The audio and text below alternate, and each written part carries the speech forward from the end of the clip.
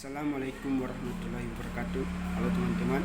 Di sini saya akan menjelaskan sedikit tentang peranan manajemen perubahan. Manajemen perubahan adalah suatu upaya yang dilakukan manajemen guna untuk melakukan suatu perubahan dengan menggunakan jasa atau bekerja sama dengan konsultan.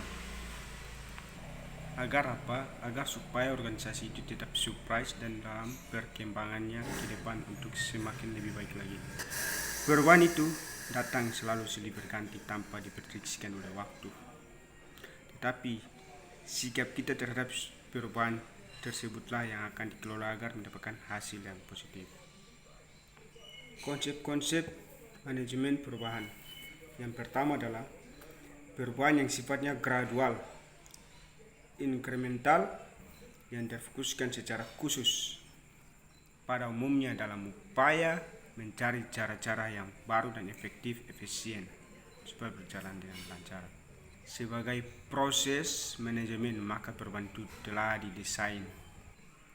Yang dua adalah perubahan yang bersifat revolusioner dan juga bersifat mendadak, drastis, dan mencakup upaya untuk meningkatkan efektivitas kerjasama suatu organisasi. Contohnya adalah 1.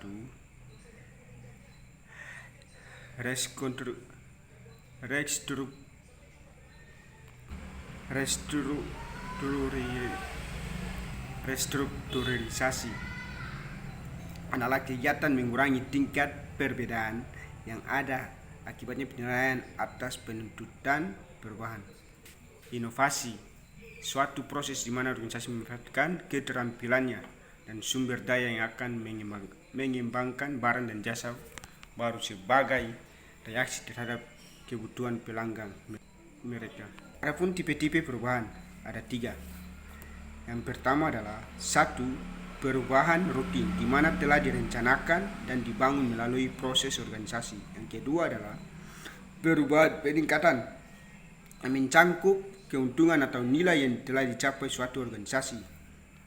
Ketiga, perubahan inovatif yang mencakup cara bagaimana organisasi memberikan pelayanannya dengan baik. Pada dasarnya, tidak ada satupun pendekatan yang sesuai untuk manajemen perubahan. Metode-metode yang digunakan untuk komunikasi kepemimpinan dan koordinasi kegiatan harus sesuai dalam menemukan kebutuhan masing-masing dalam situasi perubahan. Macam-macam perubahan ialah perubahan tidak berencana dan perubahan berencana. Perubahan tidak berencana ada 2 poin. Perubahan karena perkembangannya atau developmental change, perubahan secara tiba-tiba atau accidental change. Perubahan berencana, perubahan yang disengaja bahkan direkayasa oleh pihak manajemen. Yang kedua, penerapan pengetahuan tentang manusia secara sistematis dan tepat dengan maksud melakukan tindakan yang berarti. Itu disebut oleh Bennis, Ben, dan Chen.